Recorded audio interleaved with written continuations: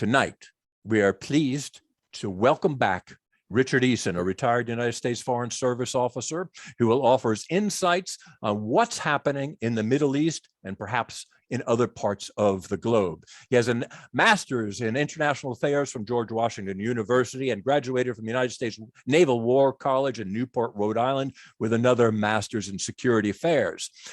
His foreign service saw him posted to 9 countries in places like Europe, the Middle East, Asia, Latin America, and Mayport.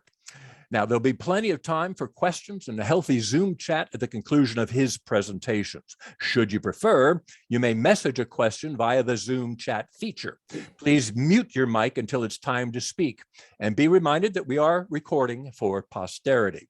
So let's now enjoy the time, expertise, and insights graciously offered to us by Richard. Richard, we are eager to listen.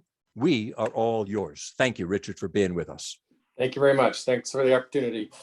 Yeah, in my career, I kind of specialized in sort of the dribs and drabs of the British Empire. I served in Uruguay, which was created by the Brits as a buffer between Argentina and Brazil. I served in Belgium, which was created as a buffer between Germany and Holland and the French. I served in Singapore, which was created by a Brit, Stamford Raffles. I also served in London. And then 5 tours in the Middle East, including in Oman, which was protected and basically, kept separate from the Saudis also by the Brits. I did not serve in Afghanistan. However, I have followed Afghanistan closely, basically ever since I read Caravans by James Michener when I was about probably 20, 15, I don't know, something like that. And also I had studied anthropology in my undergraduate, and we learned a lot about tribes in Afghanistan. And obviously since 79, I have followed it just as a foreign policy sort of person. There's a statement I read recently, which I think is so apt in so many ways, unfortunately for the United States. Americans ignore the rest of the world until some cataclysmic event draws us into it, at which point we overreact without having thought about trying to prevent these events to begin with in the first place. Unfortunately, we seem to do that again and again. Someone mentioned earlier Charlie Wilson's war, basically about our support for the Mujahideen. Of course, there's something called blowback from that, because Osama bin Laden was one of those people out there that we were supporting in fighting the Soviets to get them out of Afghanistan. A blowback is when you do something that leads to unanticipated, results, and that's yet another one of those situations. I actually did a post on Facebook the other day, which I think is probably the most accurate, the best sort of overview of the issue with Afghanistan. I'd just like you to read through it a bit. There, obviously, Biden is being criticized for withdrawal. But I wanted to show you this first. This map, in case you can read it, shows you the red spots are where the Pashtun live in Afghanistan and Pakistan. You'll see there's a border between them. That's the border between Afghanistan and Pakistan. That is a completely mountainous, unpatrolled, unprotected, open border between those two countries. If anyone had shown me this map before we were thinking of invading Afghanistan, I would have told them, you will never win in any kind of struggle in Afghanistan against the Taliban, who are made mainly up of Pashtun. Pakistan is a great supporter of the Pashtun for obvious reasons. There are huge numbers. There are 60 million Pashtun, and a good 20-some million of them are in Pakistan. They just walk back and forth across the border all the time. Taliban fighters have their families over in Pakistan and go over and fight the American troops, or were in Afghanistan. They are not terrorists. We were never attacked by the Taliban. We still have never been attacked by the Taliban.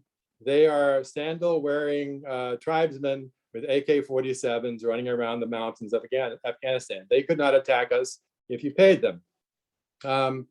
They basically were hosting Osama bin Laden, who did indeed, of course, attack us. But the Pashtun have something called Pashtunwali. It's a very strong cultural tradition where if you have a foreigner or a stranger among you, you treat them as a wonderful host. I mean, you protect them, you actually will protect them against fighting. And I don't know if you ever saw, I guess it was the movie Lone Survivor, where this Navy SEAL was protected by a village, and then they actually fought off the Taliban who were trying to get this American fighter back, and at the loss of some of their own people. This is an incredibly strong tradition. Now, of course, also the Taliban and bin Laden had a very similar medieval view of society, particularly of women. And so, you know, we this has been a situation that has gone back a very long time. You know, these tribes have been fighting each other in feuds for centuries. The British were kicked out twice. The first time, only one Brit in an army of, I think, 15,000 made it back across the Khyber Pass into India. Only one out of an entire massive army that had been there for some number of years. It happened again later on. Of course, we know what happened to the Russians. We just don't seem to learn that we cannot do this, and we get away with it. I heard a podcast recently of an army captain who had signed up. He was getting some training. He was deployed immediately to Afghanistan. He had never served in Afghanistan. He knew nothing about the languages. He knew nothing about the culture. He knew nothing about the religions or the history. And within 2 weeks, he was there negotiating between two tribal sheikhs over some issue that came up, which they always come up. It's like having a blind man do brain surgery on you. It was completely unfair to put the US military into this situation in which they were fighting this war with no real plans as to where it was going. You know, at the Naval War College, you know, the military is always planning. Yeah, that's actually what they do most of. I mean, Admiral Nimitz once said that, you know, he knew everything that was going to happen in the Pacific War against Japan because he had studied the plans and the exercises they went through the Naval War College in Newport. This has been, the military does that all the time in terms of planning. But in terms of Afghanistan, they were completely unprepared. Yes, they can kill people. Yes, they can use their Predator drones to knock out people. Whether that creates more terrorists down the road is another question, because of course, most of those men who were killed in these attacks have children. They usually have very large families. Those children do not forget, just like anyone who lives in a vendetta-driven society will not forget. Just like you know, bin Laden came back to bite us, I think a lot of these people will come back to our regret down the road. But again, this border is an issue. No one can control that. It was the exact same thing in Vietnam. You know, we invaded Vietnam. We know nothing about the culture. We don't speak the languages. We can't communicate with anybody. They're completely open borders around the entire country. We have, you know, opposition powers across those borders who want to bring harm to us, who can flood whatever they want to across the borders whenever they want to. Same thing in Afghanistan. Same thing in Vietnam. We just don't seem to learn our lesson in any of these things. To me, the most tragic aspect of this is obviously the Afghan people. But to me, the real tragedy is being born in Afghanistan. An Afghan woman who is going to be living under the Taliban, again, after 20 years of not living under the Taliban, is no better off than a woman living across the border in Quetta, Pakistan. Pakistan has the highest number of honor killings in the world. So this is a whole region of the world with incredibly conservative, traditional Muslim societies, and it's not great being a woman in any of them. And in addition, we have other parts of the world that are even worse. If you go to Eastern Congo, various ethnic groups and tribes are fighting over the very rich mineral resources, and there are massive rape campaigns against women. There are stretches in which more than 1,000 women are raped every day in Eastern Congo, but we don't seem to care about Eastern Congo. You know, to my view, our whole global war on terror was so misguided. It exactly plays into that statement I read about us overreacting. The day itself of 9/11 to me shows that that tactic was never going to work again. Flight 93, the people on that plane, yes, they ended up dying in a farm field in Pennsylvania, but they took over that plane. I mean, who of us in a similar situation in the future isn't going to try to do the same thing to prevent it from flying into the White House or the Capitol or whatever. It showed you that that tactic was never going to work again. And unfortunately, and plus since then, we've added all other kinds of security features. We have hardened cockpit doors you couldn't get through anyway. And we basically, with its global war on terrorism, walked into exactly what Osama bin Laden wanted us to do. He wanted us to waste our blood and treasure. He wanted us to spend billions on security and get us out of the Middle East. I mean, he was like a marionette maneuvering us through all these activities. Our use of drones, our other attacks, bursting through doors, men, special forces guys blasting a door open with an Afghan family behind it, the women, of course, where you're not even supposed to be in the same room with someone you're not related to.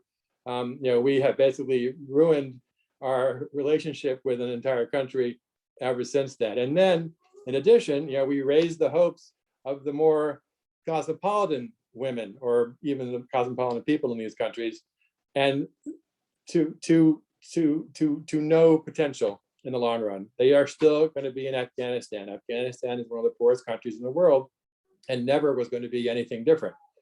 So it's such an incredible tragedy. We are so enamored of our military that we continually send it into jobs it cannot accomplish. You cannot turn Afghanistan into a democratic, a constitutional democracy. It's completely impossible. It's actually idiotic to even dream of it. And there's something in the military planning called, in the whole process, you lead to a stage 4, where your whole intent is to determine what characteristics you need to achieve to be able to withdraw your troops, because you need to redeploy them to other places where the US government needs to redeploy troops. We never did that. We never decided what our desired end state was in Afghanistan. We kept moving the goalpost constantly. It wasn't originally a democracy. It was originally intended to get Al-Qaeda out, which we achieved within a couple of months. I'm still convinced, as much as I could be convinced of anything, that if we had sent a dozen CIA officers who spoke the local languages with $1 billion and $100 bills into Afghanistan, we could have bought stability in that country for decades after that. We spent $2 trillion in the war instead. Isn't that a better investment? These are very corrupt societies. They have no money. The only money they do have comes from the opium trade, because they're growing poppies in various agricultural developments throughout the country.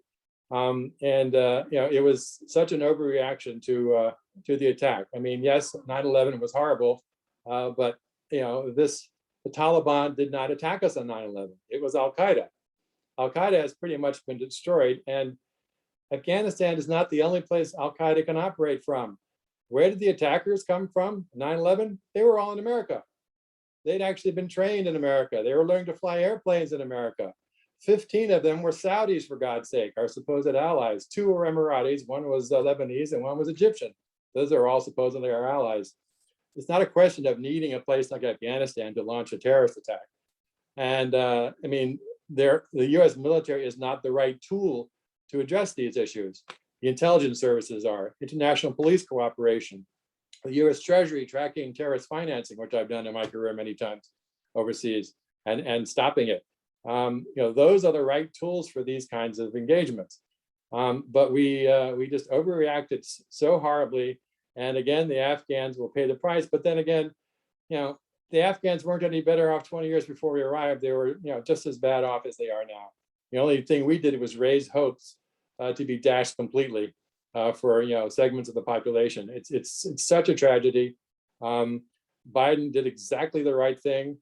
We could be fighting there another 20 years, another 200 years, and there'd still be tears when we withdrew. There would still be a disaster, because this country is a disaster. It's not even a real country. It's divided between so many ethnic groups. I mean, this is the main one, the Pashtun, but there are at least half a dozen others that have been fighting each other for forever. I mean, Alexander the Great couldn't even hold the country for very long, and no other power has ever done so. I feel so bad, and we've wasted, we haven't lost that many lives, but we certainly have taken out tens of thousands of Afghans. We have killed personally ourselves by drone attacks, by special forces actions, by generating all this military activity in this dirt poor country. I mean, it's so frustrating that we do this again and again. I'm not a fan of Iraq. We should not have diverted what our efforts were in Afghanistan in the first place to move into Iraq, where there was no WMD. Any person who was an expert in the region or had lived in the region, like I had, knew that Saddam Hussein and Osama bin Laden were the exact opposites of the ideological spectrum. Saddam was completely secular. He didn't give a damn about Islam. And Osama bin Laden had this very ancient Salafist view of things. Plus, he was a Saudi, and he was infuriated by having U.S. troops in the land of the two holy mosques of Saudi Arabia, and having women soldiers driving around. I mean, he even specifically mentioned that as one of the things that most infuriated him. So, by deploying people there to follow up with the no-fly zone in Saudi Arabia, we fed the anger. This was the 91 after the Gulf War. We fed the anger that led to the creation of the strengthening of bin Laden and the organization of Al Qaeda. The British, they had their empire, but they usually had people who knew something about it. They had people who were fluent in Arabic, for example. They probably had served in 2 or 3 other Arabic-speaking countries. They had political officers basically who were almost like the proconsuls operating in these places. I mean, I'm not in favor of the British Empire by any means, but at least they knew what they were doing to some extent. And that's why they were actually more successful for a long time. But of course, they didn't have that in Afghanistan, and they lost it very badly twice. People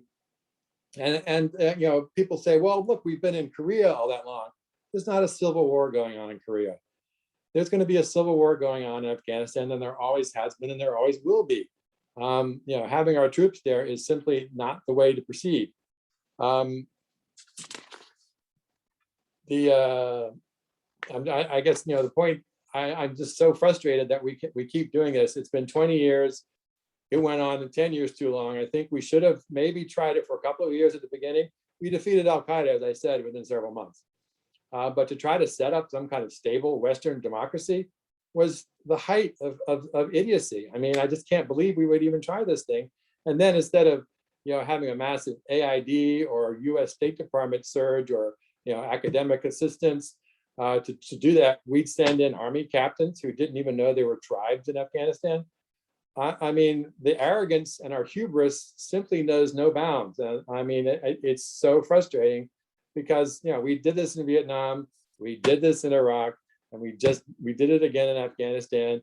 I mean, how do we stop this? I mean, are we so in the thrall of our military-industrial complex that we cannot have a sane foreign policy? It's just so frustrating. I mean, I'm going to be talking about some other areas, but I guess it probably would make more sense to take comments or questions about the Afghanistan issue before we move on. Okay, if that's what you'd like to do, once this group starts commenting, it's hard to get them to stop. That's okay.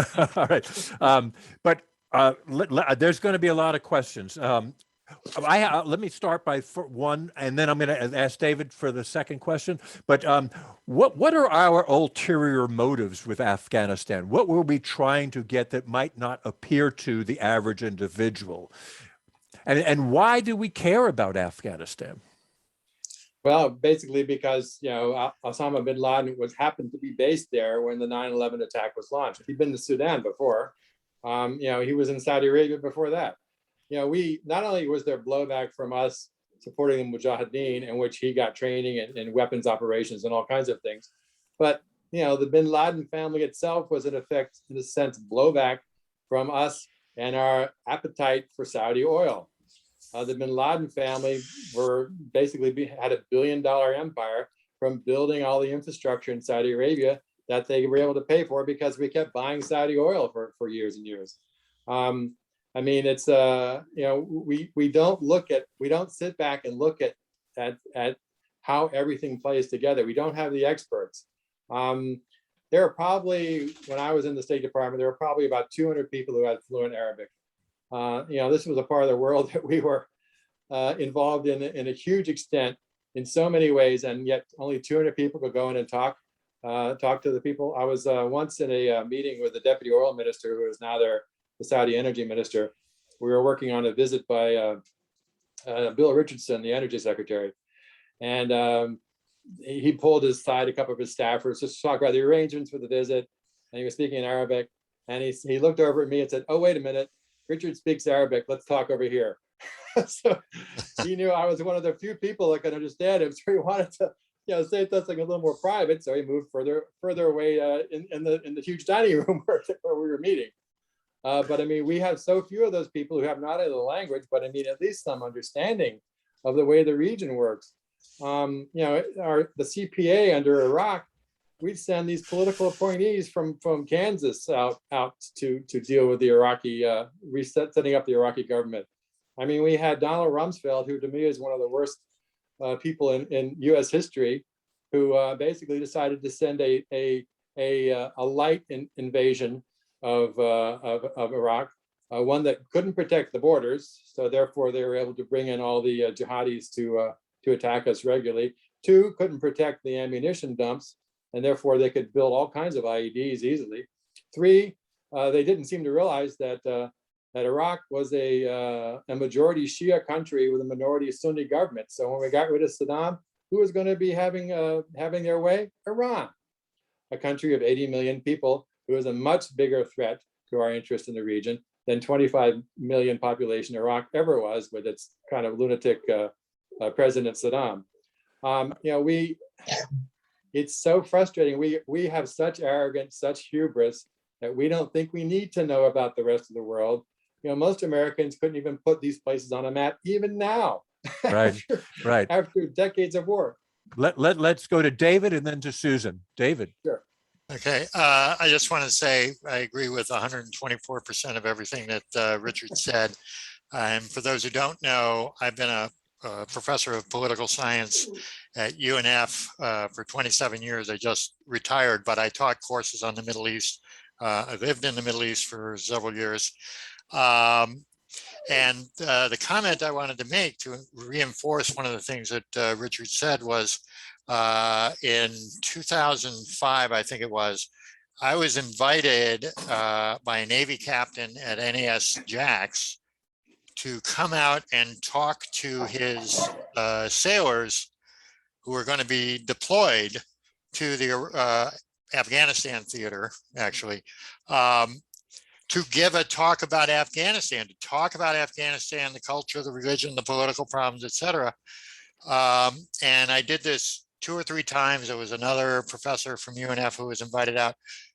Afterwards, it occurred to me, it was a good thing that the people who were going to be deployed there, ordinary, American citizens who, like Richard said, really do not know anything about the area, about the culture, about anything. But then it occurred to me, this was the initiative of that single captain at NAS Jax. This was not the policy of the United States Navy, and it was not the policy of the United States military to give briefings to the soldiers and sailors that were going to be deployed there. I talked to these soldiers for an hour and a half. That's all they knew about Afghanistan before they were going to go there and sacrifice their lives in many cases for this ridiculous policy that we had. And so I just wanted to say that, that's an example of just how unprepared all of our personnel were about going out there. 1.5 hours from me about the place that we're going to go be deployed to. So I just thought that was ridiculous. It was good that the captain thought, oh my God, I'm sending these guys out there.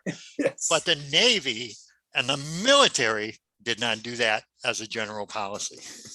It's like, I had a first aid, I had a merit badge in first aid. It's like making me do brain surgery because I had that.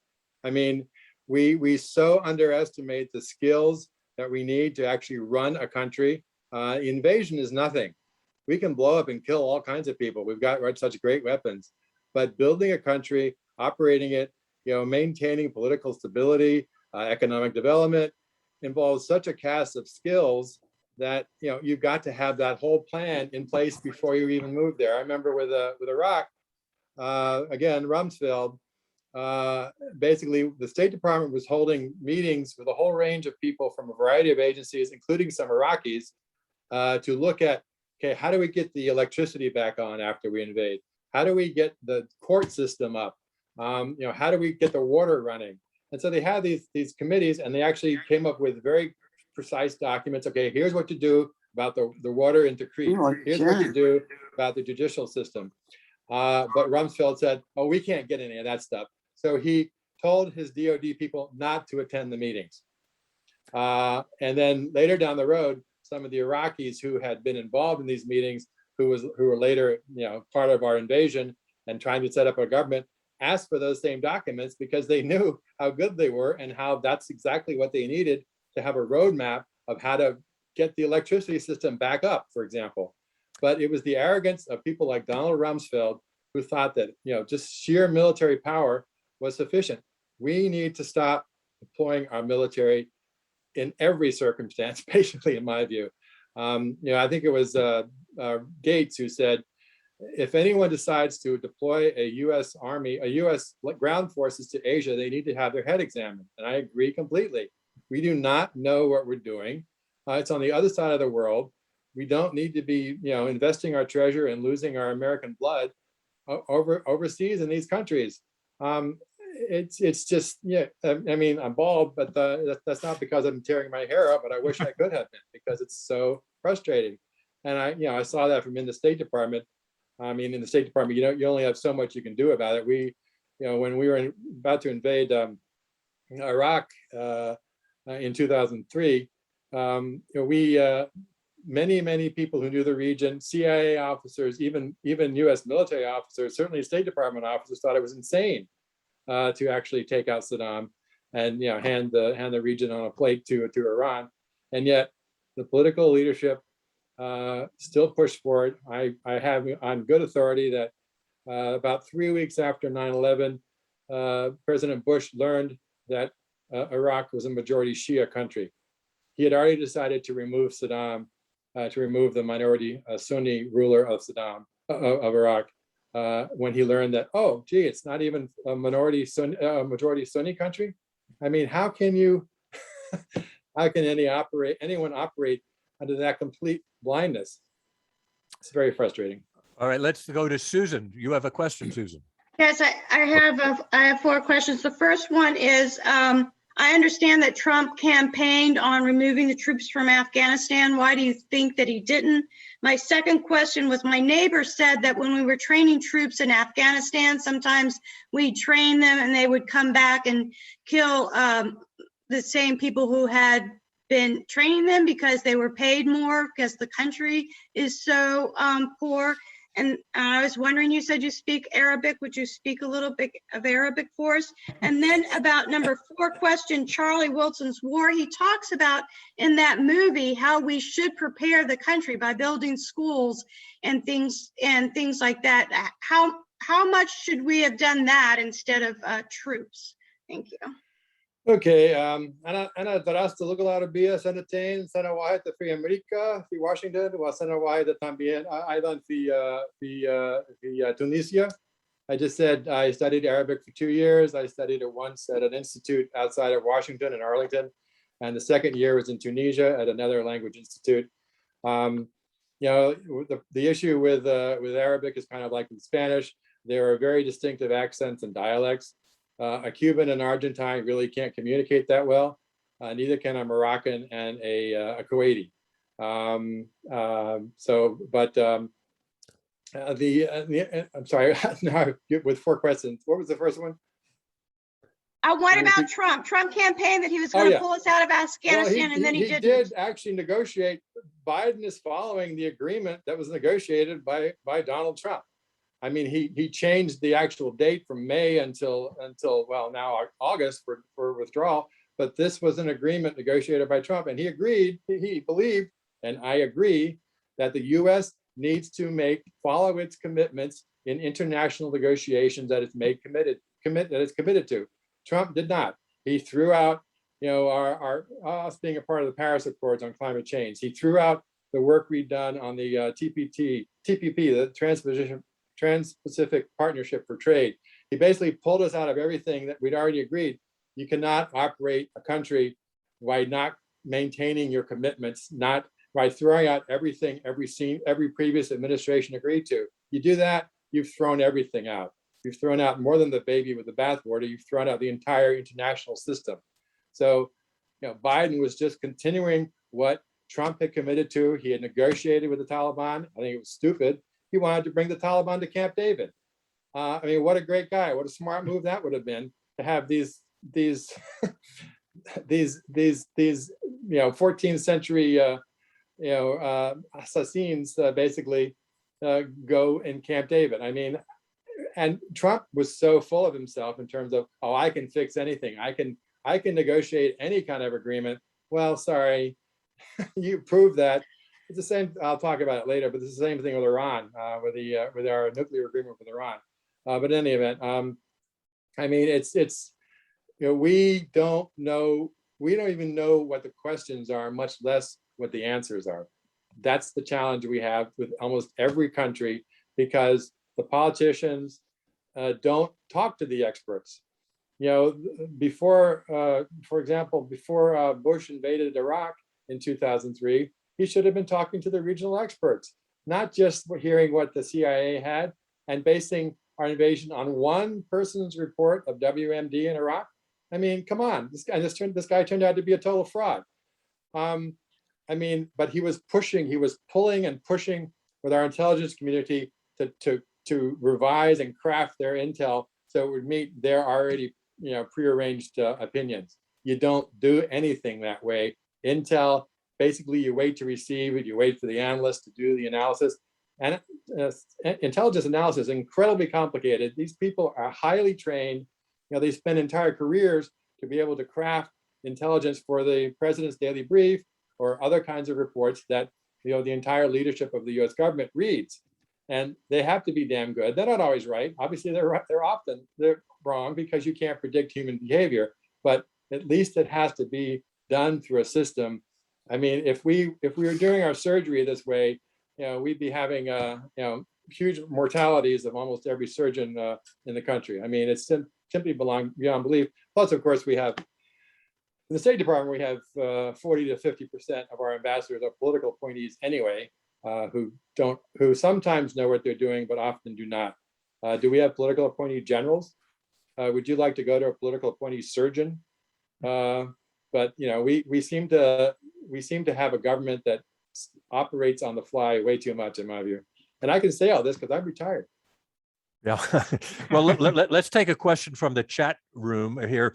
Is our foreign policy, the policy itself, driven by the arms industrial mega corporation? I would certainly say there's a lot to that. I spent 3 tours in the Gulf, where all the oil money is. I don't think I ever saw a U.S. defense contractor that didn't have at least one former 3 or 4-star, with their delegation to go talk to the Saudi king or the Emirati sheikh who rules the country about selling some wonderful arms system. It is a big problem. Eisenhower had it 30, 40 years ago. He was right. And he was a general, for God's sake. It's also, but it's not just them. It's not just defense contractors. Look to our Congress. Congress basically forces entire arms systems on the military that they don't want because they are built in their district. Parts of this airplane is built, in this district. Parts of the wings are built somewhere else.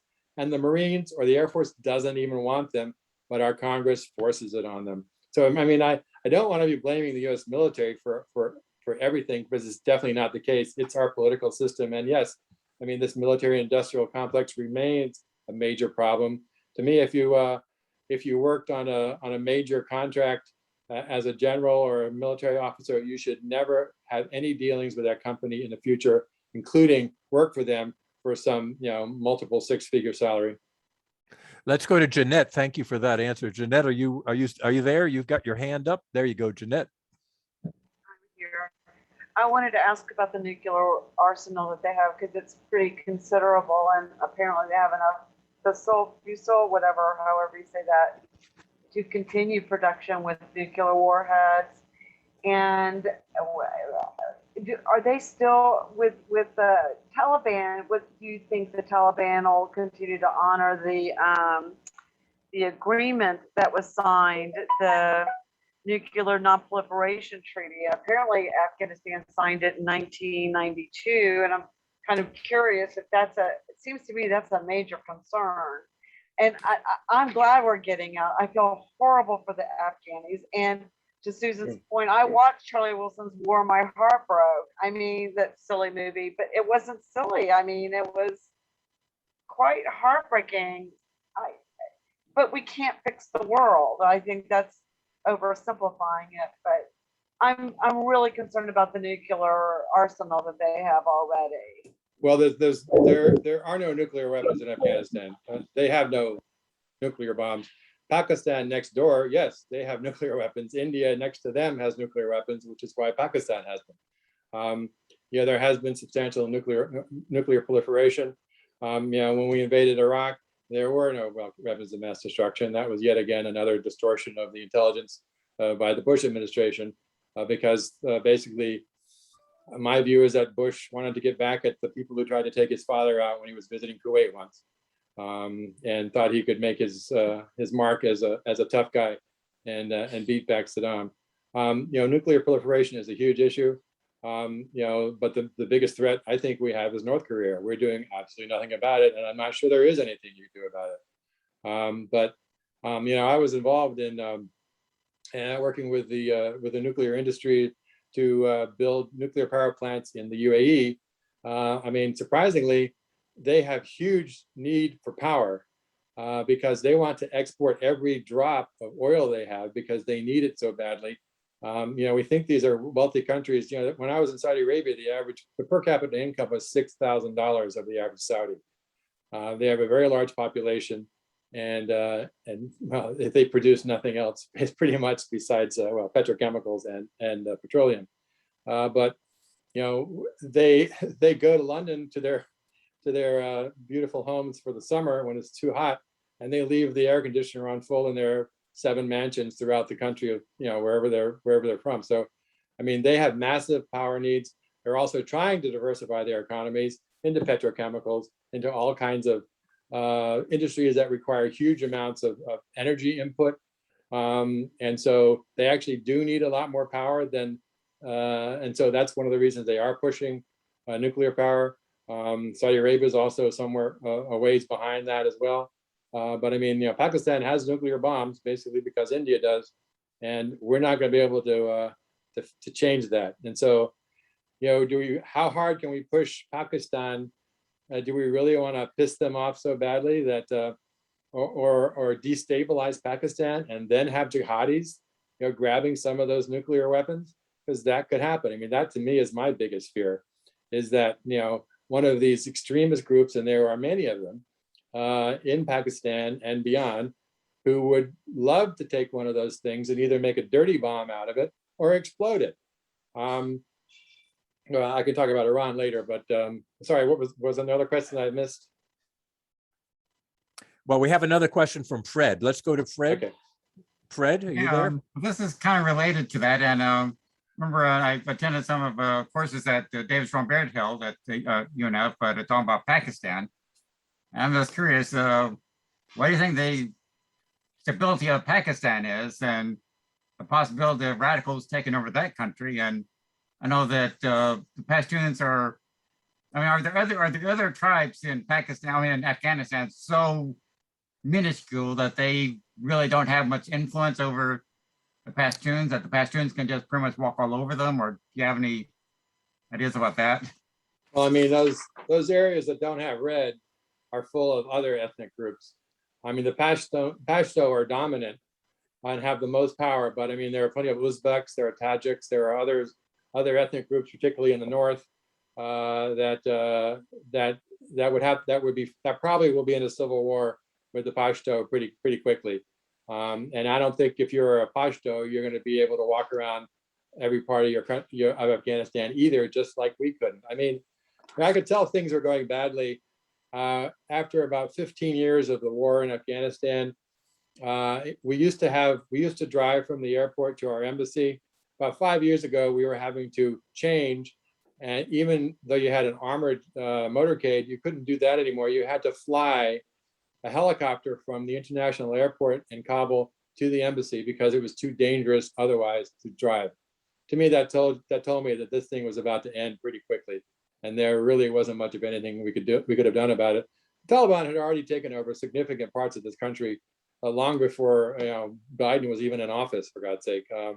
So I mean, this was a house of cards. We spent all this money. We spent almost 90 billion building the Afghan National Army. We built an army that cost more than their gross domestic product. How sustainable was that? Well, it wasn't. And it's just like the much of the South Vietnamese army. They basically just surrendered. All of those wonderful weapons that we provided with the Afghan National Army are now in the hands of the Taliban. Every single one, every bullet that we provided the Afghan National Army at $90 billion, every tank, every APC, every helicopter is now under the control of the Taliban. They would not fight. They did not want to fight. We did not create a country. We did not create the army. It didn't work. It was never going to work. The level of corruption in Afghanistan is off the charts. Always has been, basically because no one has a view of, I'm an Afghan. I'm a proud Afghan. No, you're not. I'm a Tajik. I'm an Uzbek. I'm a Pashto. Those are where your loyalty is, or I'm of this particular clan, or I'm of this particular terrorist group, or I'm of this particular jihadi group. I mean, there is no national view. There is no, they don't stand up when the Afghan flag is being raised. All right. Any other comments or questions relative to Afghanistan? Is there any way, Richard, we could get these Taliban folks to fight Al Qaeda and see what happens? Well, they actually will. At what point is that, and where can I tune in for that? Well, it's already been happening. Actually, the Taliban don't like Al Qaeda either, and they don't like ISIS. I mean, ISIS has already appeared in Afghanistan. There've already been battles. People on both sides have been killed. This is the battleground. This is the graveyard of empires, but it's the graveyard of almost everybody. This is not really. This never has been a viable country. It's always had massive ethnic divisions. It's always been incredibly poor, and so there will be civil wars. Perhaps someone will gain control for some period of time, but then someone's going to assassinate them, and we'll go back into chaos. I mean, that's the history. It goes back several thousand years in this part of the world. It is not going to change, and nothing we can do is going to change it. One more question from the chat room. Please ask Richard his opinion on the United States involvement in helping Syria. Oh, when he covers Syria. Okay, we'll hold that question for later.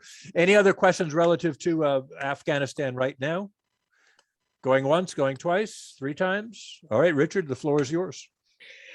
Yeah, I mean, Syria is yet another one of those cases in which we really didn't have a clear idea of what we could do.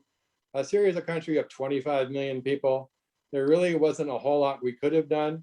I've actually been to Damascus. I drove up there when I was stationed in Amman. It's actually a pretty nice country. Damascus was beautiful. Wonderful restaurants, the best baklava you've ever seen in your life.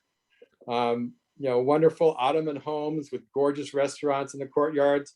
I think those are pretty much still there, but this has been a brutal dictatorship. The Assads have basically killed anyone they wanted to. They had something called Hama rules, where this Muslim Brotherhood movement in one particular city upset this current Assad's father, and he basically killed 25,000 people in the city.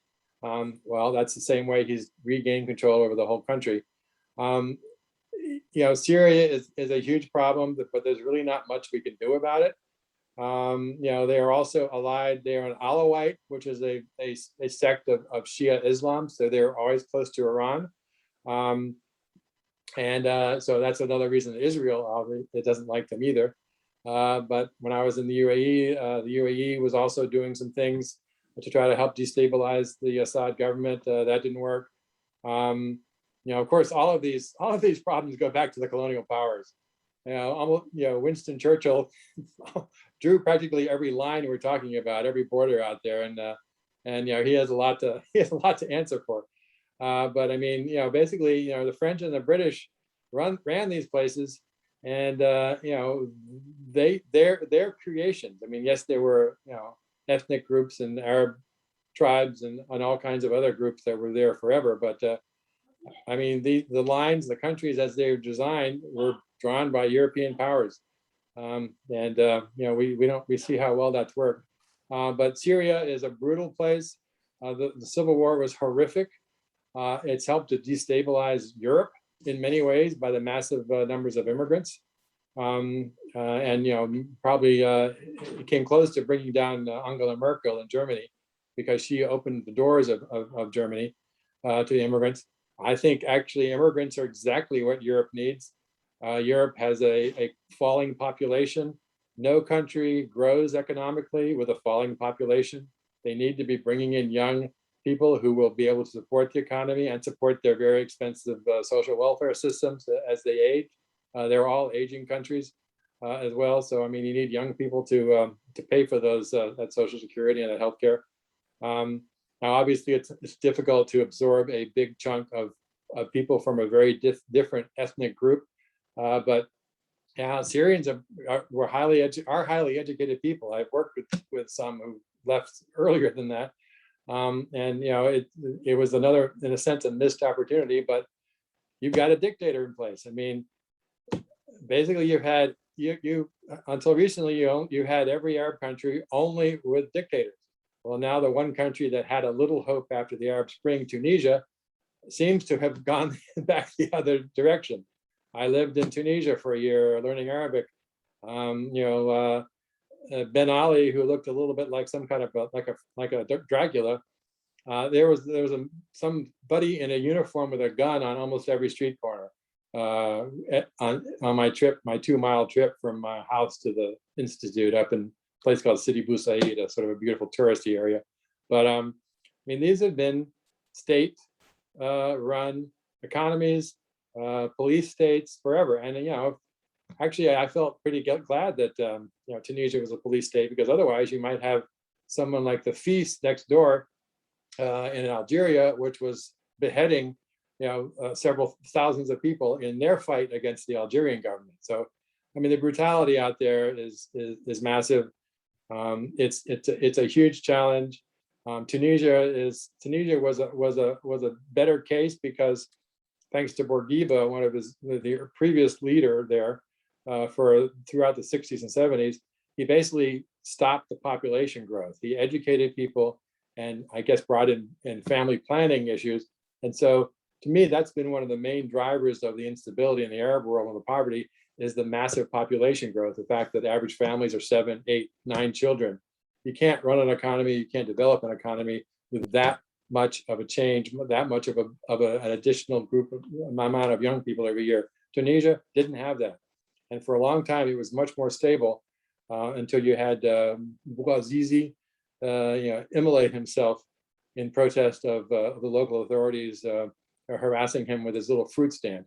And he basically kicked off the Arab Spring, which unfortunately has come pretty much to naught today. All right. I do have a question from the chat room relative to Afghanistan and the borders of Afghanistan.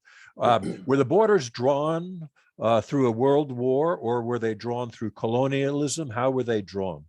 Colonialism. Basically, it was the borders between the Raj and Afghanistan. I mean, the British controlled the whole region for, I don't know, a century and a half. I mean, they kept retreating from Afghanistan, but then there was still the India that they controlled first as part of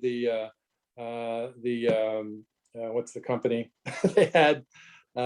It it was basically a private sector operation that ran India for the longest time until the British government basically started taking over in the early 1800s. And so, you know, the British were hugely influential out there. For example, when I moved to Oman in 1992, the head of the Bahraini intelligence services was British. The head of the Omani intelligence services until 2 years before had been British. And in a way, it makes sense for these countries to bring in the Brits because they're not part of the tribal feuds and disputes that have been going on for generations. And so you can trust the Brit is not going to try to overthrow your sheikhdom or your sultanate. And so that's basically how the British, but they had been there for, I don't know, since basically they saw this whole region as an important way station on the way to the Raj from Yemen on, that you needed to control the coaling stations that came all the way from Britain to India because you needed to maintain the control over the jewel and the crown, as that TV series described it. Thank you for that.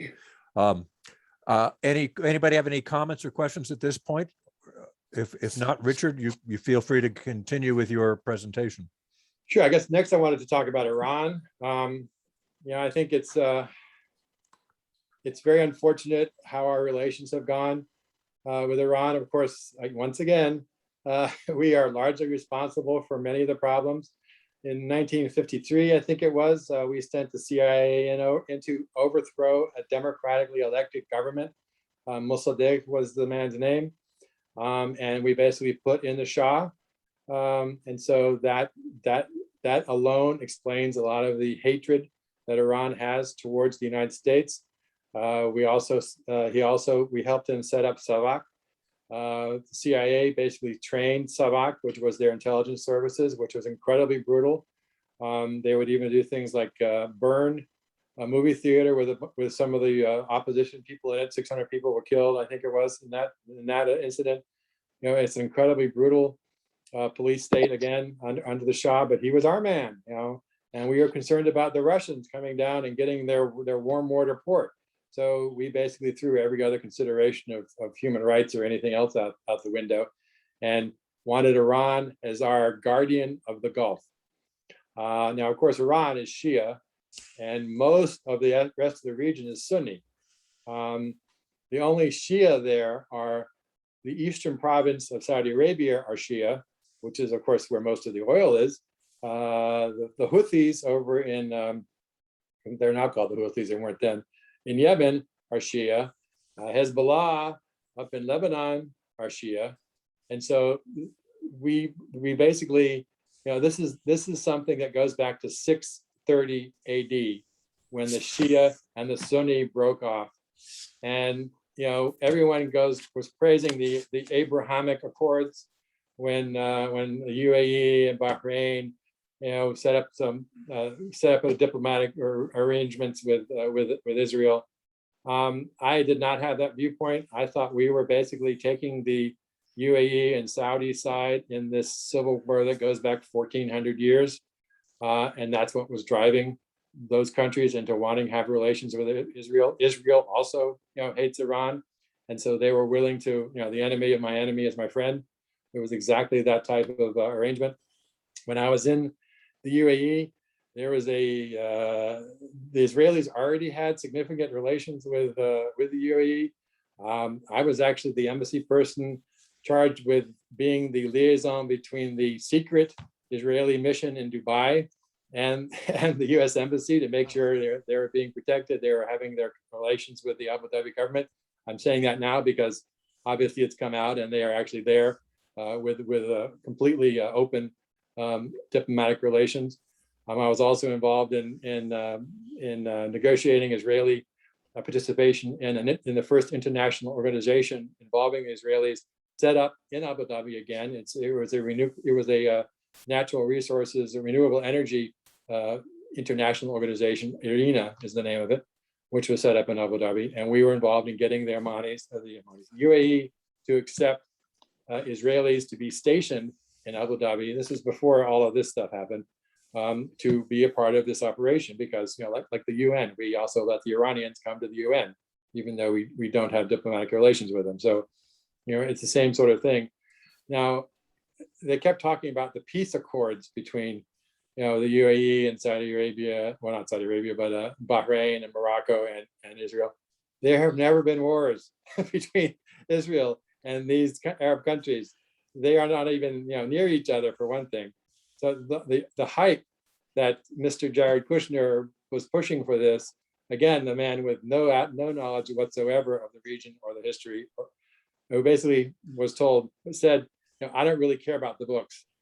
I don't want to know about the history. I'm going to start from here, just like his father-in-law. You can negotiate anything apparently without any knowledge whatsoever. These aren't completely negative, but again, I think basically we have been sucked into this Sunni Shia civil war, which, as I said, has gone on for 1,400 years. It's going to go on forever. And, we need to be careful. Iran is a country of 80 million people. It is 3 times the size of Saudi Arabia. It is 3 times the size of Iraq. It's 3 times the size of Syria. It is a very proud country. It goes back to Cyrus the Great in the 6th century BC. It is very sophisticated. They're very intelligent. They have a very high level of culture. They would be a much better ally for us in the longer run than any of these Gulf little sheikdoms with their oil money. When Netanyahu was rattling his sabers and saying we need to attack Iran, I kept thinking, you got to be kidding me. How well has everything else you've done gone? How well has Iraq gone with 25 million people? Boy, that's your stability. They become this wonderful democracy. Actually, Iran controls it. Gee, how well has Syria gone? They wanted to invade Syria right after we invaded Iraq as well. The arrogance and hubris, again, just like with Afghanistan, the thought of us taking on a country of 80 million people, would you want to lose the next generation of young American men by fighting in Iran, this huge country? And airstrike to take out their nuclear power or their nuclear weapons industry, what's that going to do? This is a huge country. It's going to drive it underground and make it much more hard to even locate, much less destroy. The JCPOA was the name of the agreement to reduce nuclear weapons, to slow down dramatically their ability to develop nuclear weapons from a matter of months at the time the negotiation started to 15 years, to have the level amount of enriched uranium that would allow them to put at least one bomb together. Well, Trump said, no, I can get a better deal. Well, did you see some better deal negotiated by Trump? I certainly missed it. They are basically 6 months away from having enough nuclear material to drop a bomb anywhere they want to. That's what Trump has given us. That's what Trump's arrogance and his knowledge of the region led us to. He threw out this agreement that would have prevented enriched uranium of this level for 15 years. Yes, that's not great. And yes, it didn't deal with terrorism, but it's a huge achievement. And, it's better than nothing. And that's what we have now. Actually, we don't have nothing. We have Iran 6 months away from having a nuclear bomb. Now, I'm not as concerned about Iran's nuclear weapons. Iran would never drop a bomb on Israel. First, they know that they would be obliterated in exchange. It's the same as mutual assured destruction that we had with the Soviet Union. You can't drop a nuclear bomb in Israel and not affect Jerusalem, the 3rd holiest site in Islam. You try to take out Tel Aviv. Well, I've driven that road. It's not very far at all. So you cannot do anything. Plus, the fallout from any kind of nuclear anything in Israel would affect not only Israel, but large segments of Arab populations as well, and probably even Iran. I'm not sure how the winds blow at all times of the year, but you basically, it's the same thing that I thought we should have told North Korea. And actually, we had a general in charge of our forces in North Korea before, under the previous, under Obama, basically make clear that, that we really can't stop North Korea's program, but we tell Kim Jong-un, you do anything against the United States, Pyongyang is gone.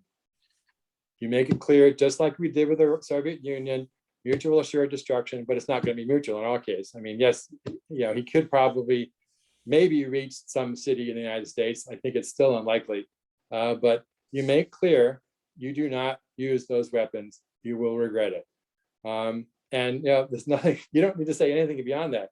Yes, we need to put political pressure on these entities, these countries, whatever, but you make clear that any kind of action you take along those lines will be completely destructive of your entire civilization. And then you make it happen if you need to. But I mean, Iran, again, it's a country of 80 million people. The thought that we could do regime change, how well have we been doing regime change? Everything we've tried, everything we did in the middle, everything we've done in the Middle East, I would say for the last generation has been a complete failure. The Gulf War was wonderfully successful, but unfortunately we didn't finish the job. So we had to go in again in 2003 on a fake WMD basis. We removed Saddam and basically handed the country to Iran. That worked well. Syria, we basically decided, okay, we won't get involved in that. And that led to a massive refugee crisis that almost destabilized our main ally in Europe, Germany, as well as many other governments, and led to a wave of white supremacy and nationalist movements that are exactly not what we wanted. We tried, okay, Libya will do airstrikes. And we brought the UAE in and other things. And we finally killed Gaddafi. I mean, I was in London when Lockerbie happened. I was up in Lockerbie the night of the crash with the ambassador. Everything was still on fire. I walked by the cockpit and the crew was still strapped in. We were starting to bring the bodies into the school gym. There was a row of 5 houses that was just a trench because that's where the wing full of fuel would come down. Now, I'm so happy. I would have liked to have pulled the trigger on Gaddafi myself, but we left such a mess in Libya. We're concerned about ungoverned spaces. Well, boy, did we create a huge one in Libya, and they got oil. They got lots of oil. And so, you have a jihadi group controlling some of Libyan territory where they're going to have more money than they'll ever need. That is a whole lot more threat to us as a system than Afghanistan ever was. That didn't work. We decided, okay, well, we'll let them take out Mubarak. And I didn't like Mubarak either. I mean, he was certainly incredibly corrupt. He was trying to create a dynasty to have his son Gamal take over from him. But has that turned out well? We basically have an even more brutal successor. He was replaced by al-Morsi, an Islamic Brotherhood, Muslim Brotherhood guy who was a pathetic politician. Basically, he alienated everybody. And so the UAE and the Saudis basically bought a coup against him and removed him and put al-Sisi in, who is, as I said, more brutal than even Mubarak was. I mean, we stumble around like a blind bull in these China shops, and we create such destruction that, and of course, we never rely on anybody who knows anything about the region. They never ask the academics, the people who've done the papers, the people who've served there, the diplomats, even the CIA officers who have spent significant number of tours in the region and can advise them. Nobody asked that because the politicians are too arrogant to actually even consider that.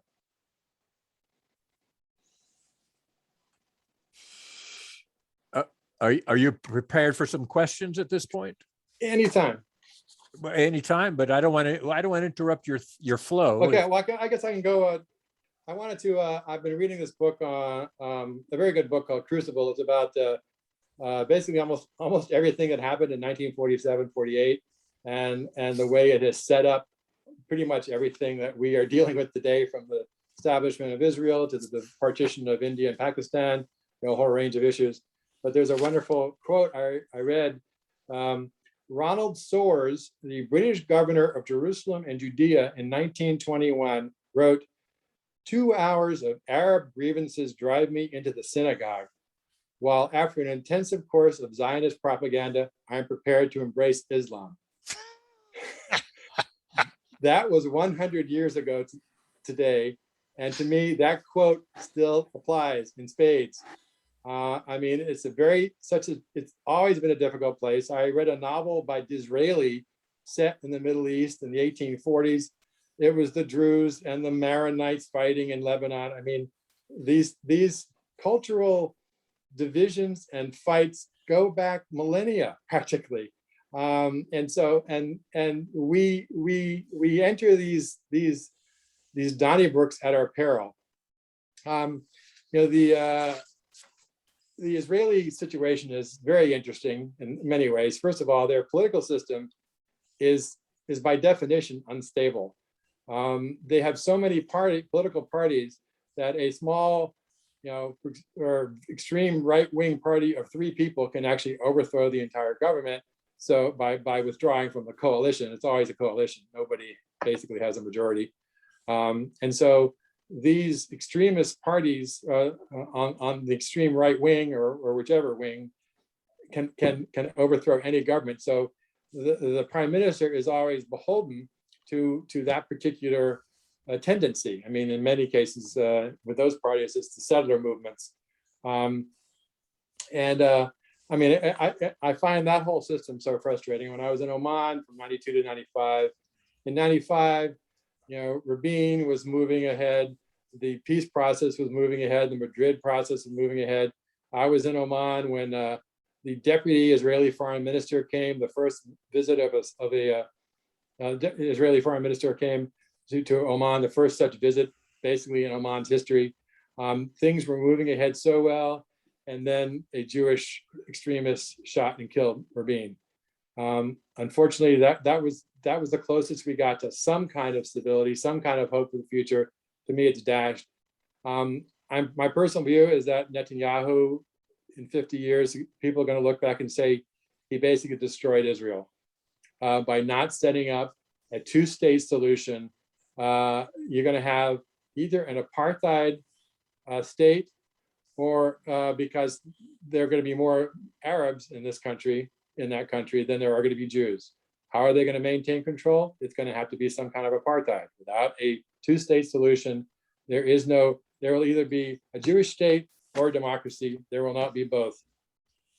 So the challenge is, how is Israel going to maintain its relations with the rest of the world? What are the Europeans going to do when you see things like happening in Israel, like happened in apartheid with the South African police, killing dozens of protesters, because that's going to happen, and there are going to be future intifadas because the frustration level is just going to explode again and again, without some kind of situation, without some kind of resolution.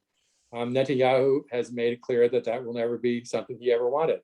And this government is fascinating in that it's the first one with actually a Muslim party in it, which to me shows you the desperation of the Israeli political system to maintain power, that they had to bring the Arabs in because that was the only way to get rid of this Netanyahu who had been in there forever.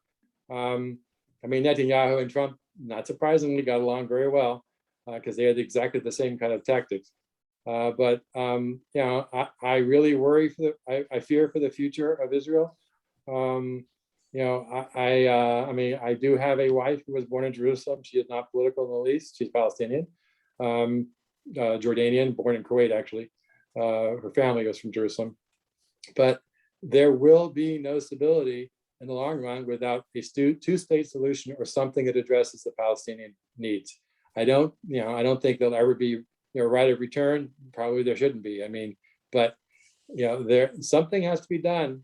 This is going to end in tears, just like Afghanistan has. And without great political leadership, the Palestinians have been damned with having a pretty pathetic leadership too. I mean, Abu Mazen is 80 something and doesn't really have much control over his own political system. And so it's just so frustrating. I mean, I think that we came close with the Wye River Accords under Clinton. We came close with Rabin, but we are so far away from any kind of peace, stability, and solution of the Israeli-Palestinian situation that it's very frustrating. And I mean, these accords, basically the Gulf Arabs threw the Palestinians under the bus. That will come back to haunt them as well.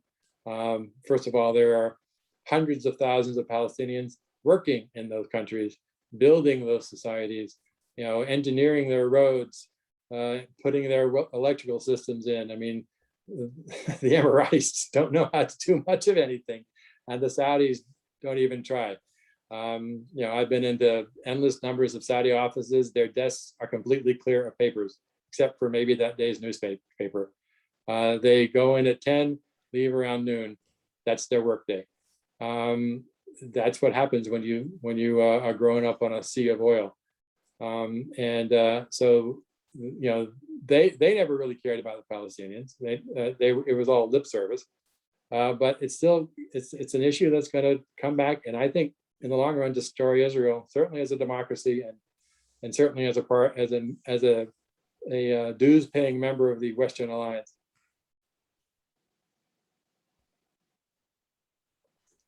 Surely that must generate some questions. Yeah. Oh my God. Yeah. Well, okay. If you're asking for questions, let's go to the floor. If not, I've got one thing I wanted to read. I just actually picked up a editorial from Haaretz from I think yesterday, and the title of the opinion article, the opinion column is "One can also hate Netanyahu and Bennett, but not so blindly." And basically, that's the description of Israeli politics today inside the Likud party, which is an extreme right-wing party in the scheme of things. The Bennett wing and the Netanyahu wing are at loggerheads. I mean, they hate each other. They're doing the same kind of things that Trump would do against his opposition people in America. And this is in the same party.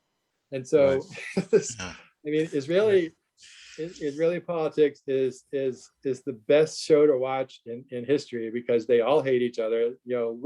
Watch a session of the Knesset, maybe if you don't speak Hebrew, which I don't either. I mean, the intensity of the passions there are astonishing. But I mean, it doesn't lead to stability. It doesn't lead to someone stepping back and saying, okay, we have to have a new approach to things. We need to do something that's going to make it so the Palestinians have a future and the Israelis have a future at the same time. Otherwise, we will all regret it. Richard, I'm going to back it up a little bit and kind of go with a little bit of an overview of a question. Then let's open it up to everybody with their comments and questions. But a theme has been we've screwed things up. Americans have done things bad. We fucked it up if we have an opportunity, it sounds like we screwed it up. So and the CIA is in there, trying to cultivate Al-Qaeda at one point. The CIA is making deals with the Taliban. The CIA is involved with the Shah. That's us.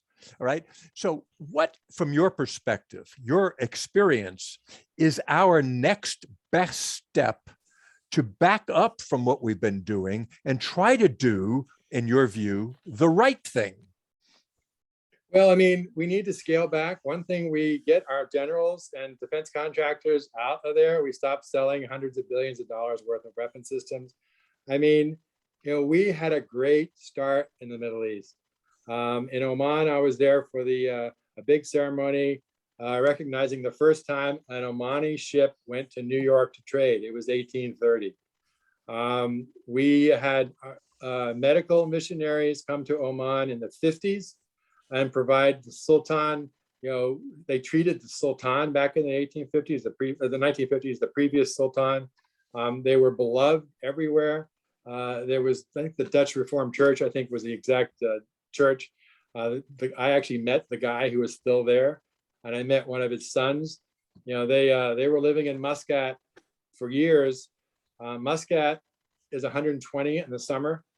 The only way they could sleep would be to go on the roof of their stone house, and their parents would have to get up every 2 hours, put their sheets in water, and put it back on the kids to just have some kind of level of temperature that was that you could possibly sleep under. But they were beloved. Dr. Bosch was the man's name. He was given a grace and favor mansion when he retired in I think probably the early 80s because he was so much beloved. The American University of Beirut is the best university in the region. The American University of Cairo is the second best university in the region. We set up these wonderful educational institutions. I don't know if you know Steve Kerr, the basketball player and coach. He was with the Bulls, and now he coached the Sacramento team, or the Golden State team. And his father was actually the head of American University of Beirut, and killed by terrorists some 30 years ago in the bad days of Beirut. But we have done wonderful things. We have a vast pool of goodwill in the region towards Americans. Anybody who's anybody in these countries probably went to school in the States. We all remember our college years with affection, especially if you were a Saudi, you actually could touch a woman's hand or girl's hand when you were in Iowa on a date, which is not something you could ever have done in Saudi Arabia. They speak English, they understand us. That actually, after 9/11, that actually sort of disappeared for a while because they weren't going to the schools in the United States. So there will be a difficult challenge for future American diplomats who are dealing with people who didn't go to the United States for their education. But there is a huge pool of goodwill towards us. I remember in Jordan, there was this very radical sheikh who was preaching, mullah, who was preaching in a mosque, and he was preaching very anti-US and very anti-West statements. We have something called the International Visitor Program, in which we take somebody, an up-and-coming person in a society, we give them a 3-week trip to the US, completely designed and run by the American government. If you're a judge or a lawyer, we'll send you to see what a court works like in LA. Then we'll send you to live in a family in Washington State for a week and show you America and show you that whatever the particular content area you like, you're interested in. They come back. I have met endless numbers of ministers in those countries who were in those programs when they were 40s or 30s, or certainly who had been in college in America. I mean, that is a huge pool of goodwill. In fact, these people know the US, they went to the US, they like the US, and we need to build on that. We just need to stop throwing our army in, our military in all the time. I mean, they are bulls in china shops. We are so beloved. We love our weapons so much. It's not the military's fault. It's our politicians that are doing it, obviously. I mean, I don't blame that army captain for not knowing that there were tribes in Afghanistan, for God's sake. He should never have been put in that situation. It's like putting me and telling me to do brain surgery in an hour. It should never have happened. But I mean, we build on those relationships. We build on our soft power, which I think is so much more influential. People are worried about China now. I'm actually going to do an OLLI course, which I was supposed to have done a year and a half ago, but COVID postponed it. When you go overseas, you go to any US embassy, there are long lines snaking outside the consular section because they want visas. They're going to college in the United States. They're going to vacations in the United States. They're going to Disney World with their entire families. You don't see that outside the Chinese embassies. You don't see that outside the Iranian embassy. You don't see it outside the Russian embassy. There is this vast interest in America in every country in the world. And we need to build on that. We need to use it, not to ignore it. But we also need to be doing the reverse. We need to be continuing to send Fulbright scholars to these countries, for example, or we do exchange programs. I mean, this international visitor program, I think, is a couple of $1 million, the whole program. And give me one, F-130, and let me take that money into these kinds of programs, and I tell you, it'll pay back huge, huge dividends. But we don't. We are always so enamored, and Congress basically keeps pushing this. At one point, I think it's still the case, we have more members of military marching bands than we have US diplomats. What does that say about our priorities? That's a good fact to use at a cocktail party, I think. I'm sure that's true. Are there other questions? If not, I have a follow-up question to you, and it's relative. We have several questions. Good. Let's go to Fred, who had his hand up, and then to Rose. Fred, and then Rose. That was that question. Do you have any information about the how global climate change is affecting the region, as far as agriculture or freshwater resources? I mean, of course, Iran has the Tigris and Euphrates, but other areas, I know that Saudi Arabia has been having, or some regions have been having to produce fresh water because they have such a limited supply of fresh water, and it takes a lot of energy to transform seawater into fresh water. So do you have any information about that? It's a huge issue. I mean, obviously, so many of them are seen as one of the main reasons we have climate change problems, because they're the oil producers. Jordan, for one, is probably the most water poor country in the world. Jordan matters to a lot of people for a lot of reasons. It's basically an island of stability in a very difficult neighborhood. The Israelis really care about Jordan too, because they don't want to have, some kind of, Hafiz al-Assad type regime or some jihadi regime, right across the Dead Sea. I've been to the Dead Sea on both sides, and it ain't very far. All you gotta do is float. You're right there. Just don't get your eyes in the water because they'll burn. But all of those countries, there could still be a war over the Nile Valley, as Ethiopia is putting up a huge dam, which is affecting the flow of the Nile. Water is certainly a possibility for a casus belli in Israel and Syria. One of the reasons that the Israelis don't want to give any of the West Bank back is because that's where most of the groundwater arises. And so much of what feeds the Sea of Galilee and the whole Jordan Valley in terms of the agricultural system comes from natural aquifers in that part of the country. It's a huge issue. Clearly the Gulf countries don't have much of a concern now, but they are very worried about the future of oil, and they should be.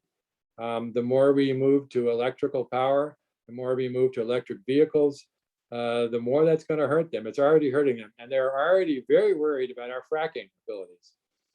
We basically have set a floor or a ceiling on prices. So, we're not going to see $100 a barrel oil anymore, because once we do, the frackers are just going to come back in a big stream and produce enough oil to bring the prices down again. And they hate that. OPEC does not control the price of oil anymore. The United States basically does. We export oil now. We never used to export oil. We export natural gas.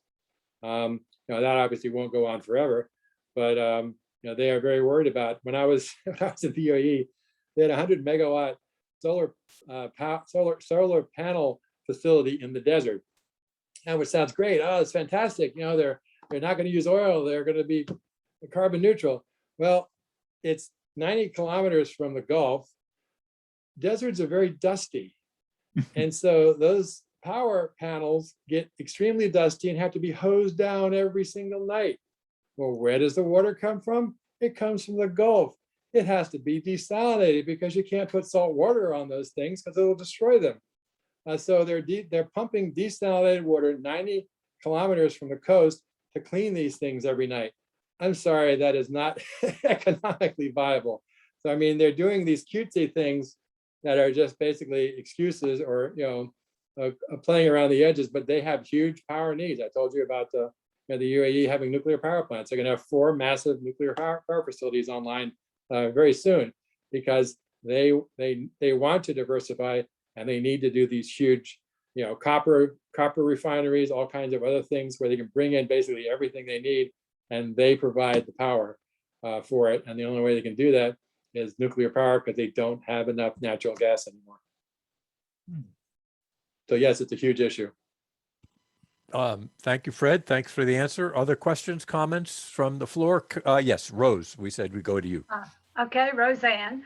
I agree with a lot of things you said about some of our solutions. I've been thinking about that for a long time.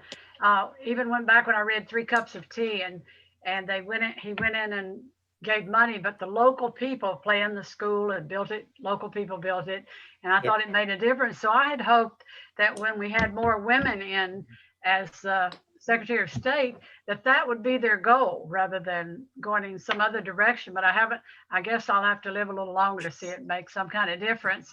But my main question, though, and this is a smaller question, but it's important to me. Since we knew we were pulling out of Afghanistan, it seems to me that the one thing that seems so inhumane in the things we've done in Vietnam and Iraq and Afghanistan is that there are many people there who support us while we're there, who really help us, translators and many other positions. Well, I think we do owe them something. We owe a chance to get free and not be subjected to whoever takes over when we leave. So I just hope that some of those had been gotten out early, but I'm not sure they have, because it looks like such a panic over there now. So I wonder if you know if that happens or not. I think this is a disaster by the Biden administration. I think it is the most damning thing against them so far that they have done. And I'm a Biden supporter, but they should have planned for this. The military obviously was the most directly involved. They planned for everything, but they don't seem to have planned for this. We should have been planning to get the 18,000 interpreters who worked for us over the last 20 years, plus their families out. We should have been doing this a year ago. And the State Department is also involved in this. We're the ones who begin the process of these SIVs, special immigrant visas. But DHS is the one that approves it. I mean, an embassy consular officer only issues a visa application. It's the border person in the United States that grants or doesn't grant that permission to enter. So we sort of give you the ticket to get to the border, but it's the DHS that says whether you can come in or not. See, Customs Border Patrol, basically. And so we should have been working on this. DOD should have been working on this. This is a travesty. This is horrific. This is a massive error. Biden, he should have been taking charge of this. Granted, he's been very busy. He's only been in office 6 or 7 months, but he should have had a meeting with the cabinet a month in, and when he was thinking about this, and when we were already faced with the May deadline that Trump had negotiated to withdraw people. That should have been on the top of his agenda from day one. I don't know why any country, any person in any country would be willing to ever work with the American embassy or the American government again if we happen to invade them. I'm hoping we don't do that anymore. But I mean, to me, it's a travesty, and it's the worst. It's the biggest black mark against this administration. Well, Biden is on record on video of saying he never expected this kind of results. So do you plan for something that you just, it's like the bell curve. You reject the low, each end of the curve, you reject it. You're saying they should have planned for it because they should have expected this. The military has plans for Canada invading the Northeast. I mean, the military has plans for everything on a shelf somewhere. I mean, and the fact that they didn't plan for this, I was at Mayport. Well, look out, Lake Champlain. Working with an admiral. I mean, that's all I saw. In the 90% of the time I was there, they were planning. They were, having these very detailed plans for all kinds of scenarios. And so the thought that they didn't have a plan for this is almost laughable. It's like, saying, I'm not going to stand up when the general comes in the room. Well, speak a little bit, if you can, Richard. This is the First Coast Free Thought Society, and we take pride, if you will, in rejecting religious dogma and religious fanaticism. We have it in this country. We have it in Afghanistan. We have it in Iran. We have it in Iraq. We have it in every country that you focused on. If we live there, if this group were there, what would our life expectancy be? And how do you get them to change and get out of that religious bullshit? Well, I mean, I'm a Methodist preacher's kid. That's part of the reason I'm an atheist. Reacting against the way I was growing up and having to say grace at every dinner I ever went to. Did they ask the dentist to clean your teeth? No, they didn't. But because I was a preacher's kid, I had to do that kind of BS. I mean, it's so frustrating. I just actually did something recently, a post about that I don't understand why we cannot get beyond this. I mean, I did a post on my Facebook the other day that, I'm convinced that every single battle between every group of humans from the beginning of human consciousness to today had the gods or God on each side had the god or gods on their side fighting against the other ones. I mean, we have used this as an excuse for sort of everything throughout history.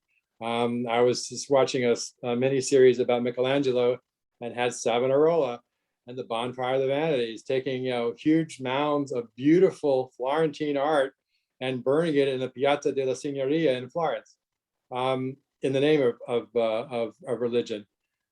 I don't see how we get beyond this. I mean, to me, QAnon is yet another in a long line of totally irrational religions. It is simply another cult that we seem to be so susceptible to. It's not other countries. we're we're even a bigger problem. You know, we are the most religious country in the world, in my experience.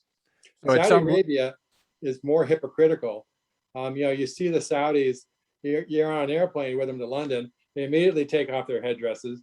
You know, they're in, once they get to London, they're at the casinos, or they're knocking back some nice single malt scotches. You know, munafiqeen is the word for hypocrites in Arabic, and, you know, so many of them have been. Now, of course, also you've got very